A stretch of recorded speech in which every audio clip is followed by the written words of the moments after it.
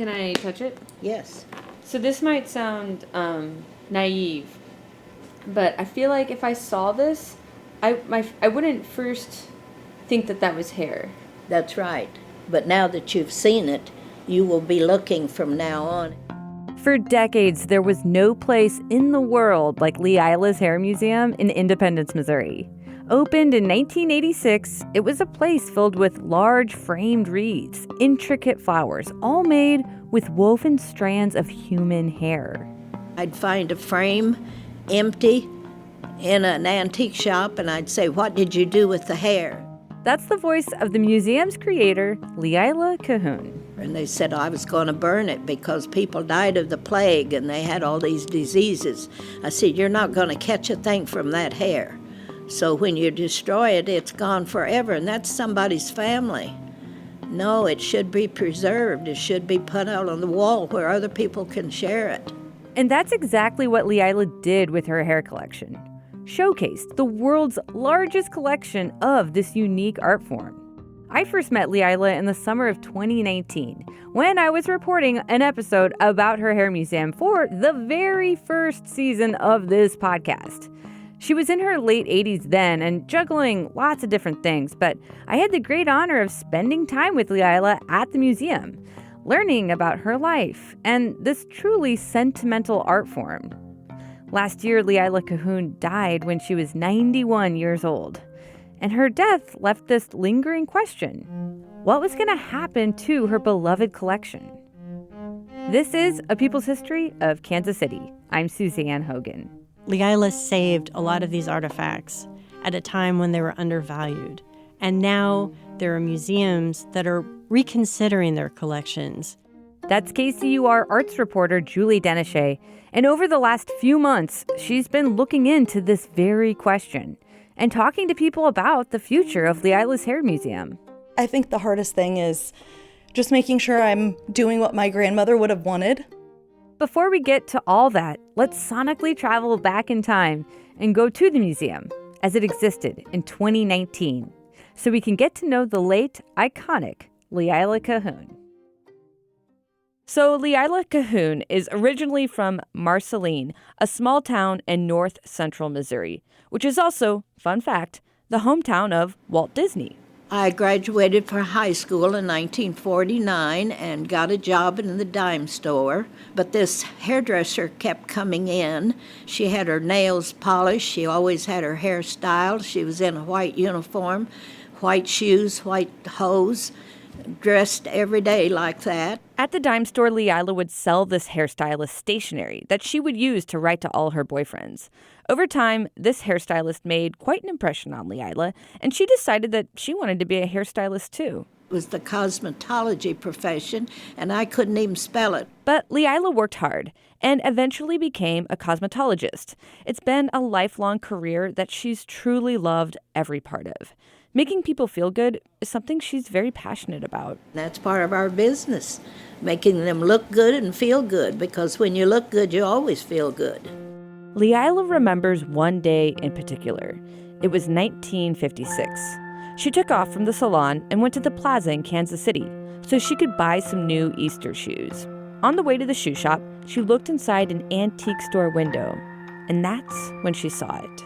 And here was this little hair arrangement. It was a small gold frame piece about the size of the palm of your hand, and inside of the frame was a little wreath made of beads and brown flowers, and all the flowers in the wreath were woven together strands of human hair.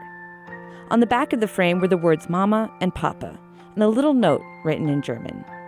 Leila had never seen anything like it, and she kept thinking, how did they make that? I kept thinking about that as I sat down to try on shoes. And the poor shoe salesman, he had about 20 pair of shoes out, and nothing was suiting me because my mind was on that little hairpiece back there in that antique window. And I kept thinking, what if somebody gets to it before I do, before I can get back there? And I got up and ran out of that shoe store. That was the beginning of what you could call a lifelong obsession. My husband says it all. He says that that's the most expensive piece in the whole place because look what it started. From then on out, Leila started finding more and more hair pieces at different antique shops, and she would just have to have them. She says it was almost like they were finding her. And when I had too many under the beds and couldn't in the closet and couldn't take care of them anymore, I had to find a room to put them in. And not only that, but I wanted to share them with people because it was so interesting. And so that was how my museum got started. Fast forward about 60 years, and Leila, who is fashionable as ever, has nearly 750 hair wreaths on display in her museum and about 2,000 pieces of hair jewelry, and she just keeps collecting. In fact, I've got a room I'm starting to fill up. I've got another 150 or so that I haven't really told my husband about. Leila has had visitors come to her museum in Independence from all over the world. The visitors are hair enthusiasts, curious passerbys, and celebrities. She recently had a visit from the Prince of Darkness himself. Ozzy Osbourne was here. I had to make up my mind. I knew that I wanted a piece of his hair for my famous wall. And I had laid a bracelet out, and I asked him to remove his hat, and he did. And I took out my scissors and comb and cut a piece of his hair right up the back of his head. Did he notice? Oh, yes, he knew. But I didn't want to take a chance of asking him and him tell me no. I wanted his hair, so I got it. Leila is so passionate about every piece in her collection that she can't believe so many people, even antique dealers, haven't seen the value in them. I'd find a frame empty in an antique shop, and I'd say, "What did you do with the hair?" And they look at me and say, "How did you know there was hair in there?" Well, those things I know, I can spot them. And I asked, "What did you do with the hair?" And they said, "I was going to burn it because people died of the plague and they had all these diseases." I said, "You're not going to catch a thing from that hair. So when you destroy it, it's gone forever, and that's somebody's family. No, it should be preserved. It should be put out on the wall where other people can share it." Some of the hair wreaths in Leila's collection are family trees from the mid-1800s. I normally start with this one with 150 names on it. Leila points to a large framed hair wreath in the front parlor. And each one of the flowers has a piece of black tape. See the ink? So it corresponds with the name, so you know exactly whose hair was used. While folks didn't see the value or misunderstood these pieces, Leila has been preserving them, and she's been building a following. Her interest in these objects helped actually literally save them from being destroyed. Helen Shoemaker is author of the book Love Entwined, The Curious History of Hairwork in America. She teaches history at Miami University in Ohio. She first visited Leila's museum back in the 90s when she was researching her book. Her first impressions? It's just a lot of hair. It's a lot of hair. Helen says when she was researching her book, there wasn't a whole lot of scholarship on hair work, so going to Leila's museum was an incredible experience. She says Leila has turned into an important keeper of hair history. Everything has its history, even hair art. So let's dive into it. Human hair has been used as a medium, at least in European history, from as early as the Middle Ages. Helen says in those times it was mostly used as a way to memorialize the dead. But then in the mid-1700s, a big shift happened. Roughly around the age of Napoleon in Paris, it was a fashion item with the sentiment attached. So the real idea was that you would have the hair of a loved one or your own hair worked fairly elaborately into jewelry that you would wear. Making and wearing hair for fashion starts to show up in the U.S. in the late 1700s, too. Then the Victorian era, the 1800s, was the heyday of hair art and hair work in America. It was super common for hair pieces to be given between friends and relatives as a token of love and friendship, or for folks to make their own hair wreaths. Professional hair workers, men and women, would advertise in magazines that they could make custom pieces for order. And there were frequently instructional how-to articles published in women's magazines so people could make different types of things at home. Helen says it was a popular hobby for white middle-class women of the time. These were deeply sentimental pieces, made to help people keep close with one another and to help a person's story, their memory, and legacy live on, even after their death. So they often talk about, a person lives as long as they are remembered. And what better material to do that with than a person's hair? Hair does not, once it's been separated from the body, it does not necessarily fade. It doesn't really change in its appearance. And as her collection shows, for centuries, it will be largely unaffected by time, which is exactly why Victorians saw hair as a living link between themselves and those who had passed. But that deep appreciation for hair workers, and their art was short-lived. So I think hair work waned in popularity around the 1890s, and then by the end of World War I, hair work largely drops out of what you could call the kind of popular culture scene of the United States. Helen says there are lots of reasons for why this happened. Social and political changes, and with that came changes in culture and fashion. But the other major reason for its decline in popularity was the discovery of germs. The understanding that cleanliness can control infectious diseases. So even though this has very little to do with hair work, the association of bodily debris and germs and the ways in which people began to think of cleanliness in the home change. And these pieces that were once adored and decorated homes and bodies quickly become miscategorized and seen as unsanitary or gross. Helen says she thinks there are two main reasons why they were underappreciated. They're very, very individualized. They're literally made of somebody's hair. And so they're a kind of uneasy form of decor or jewelry. The other is that it was about women. In the 19th century, hair work was associated with women. The femininity of the objects, I think, also made them an undervalued antique artifact. That is, until people like Leila Cohoon come along. She understood the ways that these items would be important in the future, and she was exactly right. There are a whole bunch of reasons why hair work was a valuable artifact to collect in historical terms. It's an object about women's lives. It represents individual experiences in a way that I think we crave in the 21st century. Maybe that's why Leila Cohoon has developed a following at the Hair Museum in Independence, and through her work repairing and restoring pieces in the collection.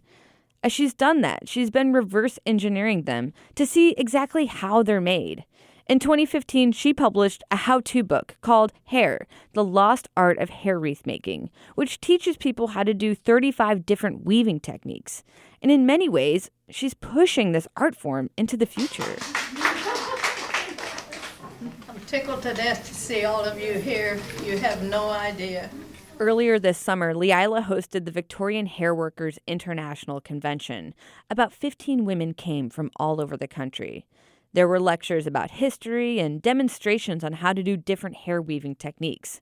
Bridget Grams helped Leila organize it. She has encouraged me to grow in ways I never thought. Bridget first attended one of Leila's hair wreath making classes 10 years ago. After that, she was hooked. She lives in Pennsylvania and is now the restoration specialist for hairpieces in the Museum of the Very Strange, a traveling oddities museum. She's part of this growing community of 21st century hairmakers. We look at it as it's gorgeous, it's sentimental, it's a piece of someone. The thought of running your hand through your lover's hair, the lock of hair belonging to your child. It's a chance to hold on to that person. Every strand of hair is one more second, one more breath, one more word that they're still with you on this earth. Got it all set? Just take the hair, wrap it around the needle, and it should be hanging down. With a set of knitting needles, some wire, and long chunks of hair, Leila gives a demonstration on how to make a hair flower. Anchor it with your fingers so that you're holding it tight. While Bridget walks around the room, helping people like me try to figure this thing out. Wrap it once around and it drops down between the two. Yeah. Twist, same direction. Remember which one. And man, it's not easy. It really helps you appreciate the attention to detail and craft that went into making these things. By the time I finish my hair flower, it mostly looks like a disaster. Though, I'll say it was fun to make. Brenda Zach, who came from Portland, is sitting at another table. She brought her own tools, and her flower looks perfect. There is a learning curve. You have to get your fingers to do the actions. It takes a minute. The hairworker scene of the 21st century is small, but at an intimate convention like this, it feels like a gathering place, a scene of like-minded makers. It's a place, thanks to Leila, where people have been able to connect. You're doing this repetitive kind of Zen movement. I do tell people it's my form of meditation. Gina Icavelli traveled from South Carolina for the convention. She taught a workshop on how to make hair braiding tables, like the type she uses to make her hand-braided hair bracelets. She has a business selling them on Etsy, and they are stunning. She says for her, being a hair worker in the 21st century is spiritual. It's going back to this kind of Buddhist concept of, memento mori, remember you will die, thinking a little bit on death each day. Not dwelling there, of course, because that's super morbid. Nobody wants to think about any of their loved ones dying, but just realizing that life is precious. It's an idea that comes up time and time again. Every strand of hair in Leila's museum held its place on someone's head. It was a part of someone's life. And then it was crafted by someone's hands. And now it lives on here. Hairworker Bridget Grams. There's probably over 100,000 people represented in this collection in one spot under one roof. There's no place like it in the world. Leila's proud to have the only hair museum in the world, here just outside of Kansas City. She doesn't know why someone else hasn't opened another one, but either way, she's proud to be a part of keeping this art form alive by displaying her large collection and her love of hair work to generations to come.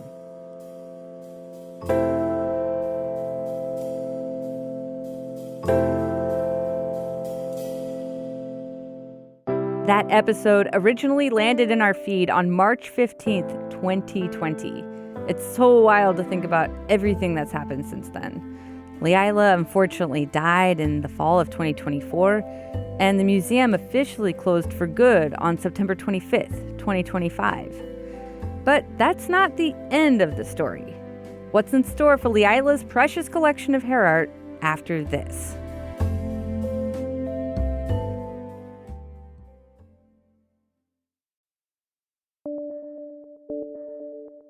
Before Leila's Hair Museum closed for good, KCUR arts reporter Julie Denesha got to spend some time with Leila's granddaughter, Lindsay Evans.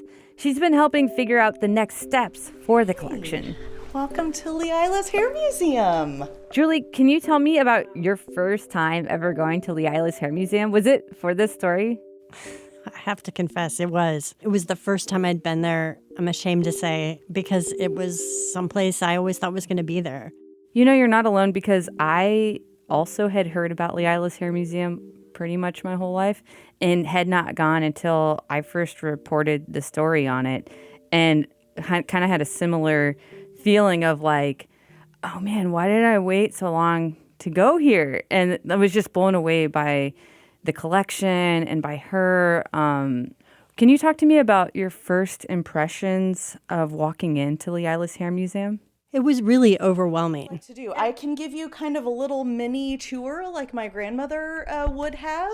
Or when you walked in, it was floor to ceiling hair wreaths. And, there were showcases full of jewelry, Victorian era mourning jewelry. This is just the foyer. So back here in the actual museum might be pins and watch fobs and bracelets and necklaces. Holy frijoles. Oh, just wait. There's a whole nother room. I was just fascinated. I really am interested in women's arts. And this was really a lifetime celebration of female art that was for many, many years not appreciated. And people threw them away. People burned them. It was extraordinary to be in the room with so many pieces of art. It felt like a little feminist movement in Independence, Missouri. I'm so glad you could come. My grandmother would be so happy.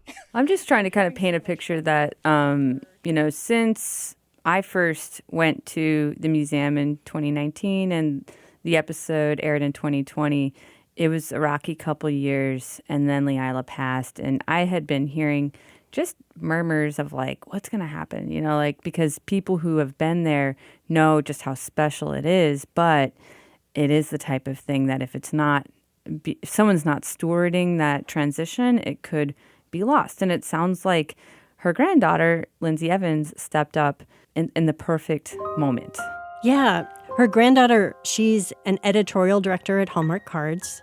She's got a very busy job. So you go from Christmas to here. Yes, it's Christmas every day in my world.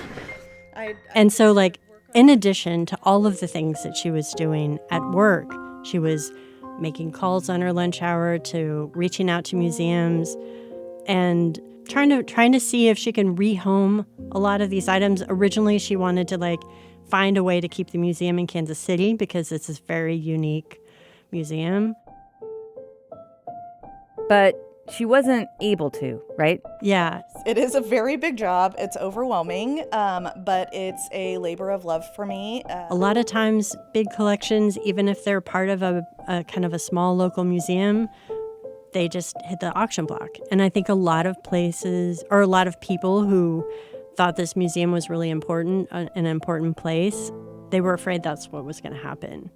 But instead, Lindsay took the time and she wanted to find a way to extend her grandmother's legacy because this is, like you said, a very special place. And so I want to make sure that more people are going to be able to see these pieces, and it might not mean that they get to stay together like they always have been. She even found a letter, while she was going through her grandmother's things, because this has been a months-long process, and coming to that decision of closing the museum, it was really emotional for her.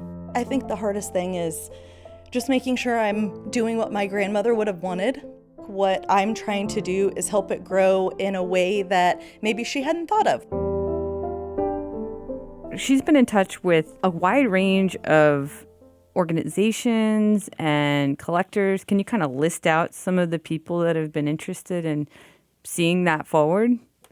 Yeah. Some of her grandmother's wreaths are going to be at the Metropolitan Museum of Art in New York, the National Museum of Women in the Arts in Washington, D.C., and even Brooklyn's Morbid Anatomy Museum, which is a museum dedicated to the intersections between death, medicine, and culture. There are all these museums that are really excited to have a piece of this history. Kansas Cityans will still have an opportunity to see some of these, correct? Yeah, absolutely. The Nelson Museum of Art is interested in some of her collection.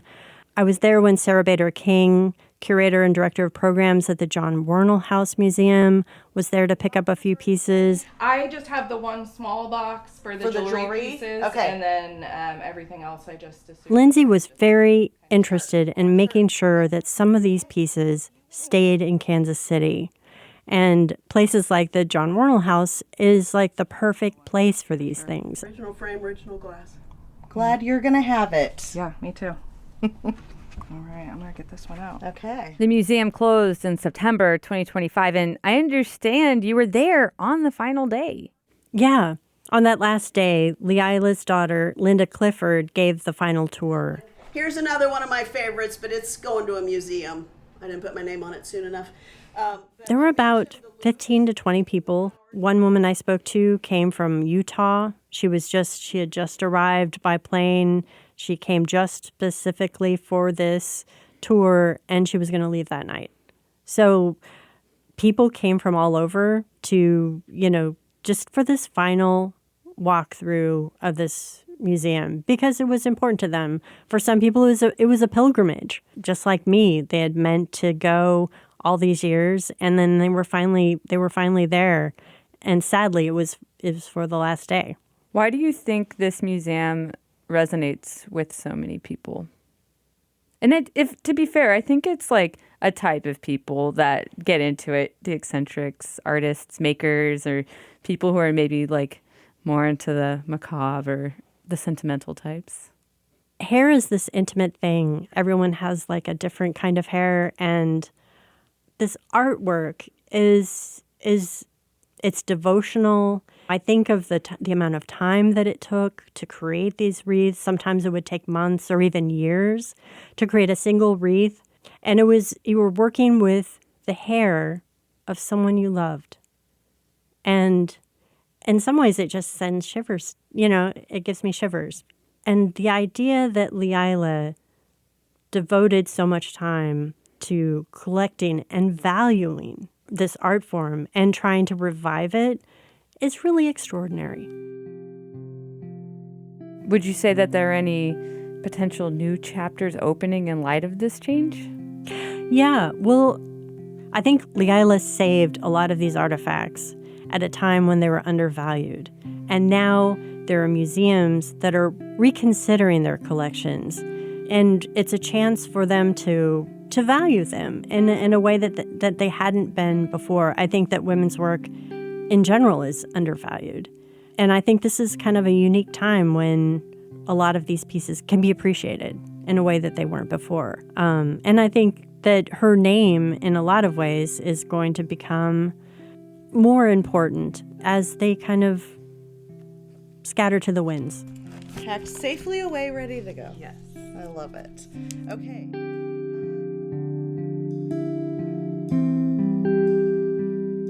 You can see Julie Denesha's amazing photographs from Leila's collection at kcur.org/People's History. This episode of A People's History of Kansas City was produced and mixed by KCUR Studios intern Jacob Smolin, with editing by Mackenzie Martin and Gabe Rosenberg. Special thanks to Sylvia Maria Gross and Ann Kniggendorf, who helped out on the original episode. Music by Blue Dot Sessions. We are a production of KCUR Studios, a podcast network in Kansas City. If you love this show, send it to a friend and consider making a donation to the station that makes it all possible. Go to kcur.org, hit that donate button at any amount, and tell them just how much you love A People's History of Kansas City. We'll be back next month with another episode about the everyday heroes and underdogs who shaped Kansas and Missouri. I'm Suzanne Hogan. Take care, and thanks for listening.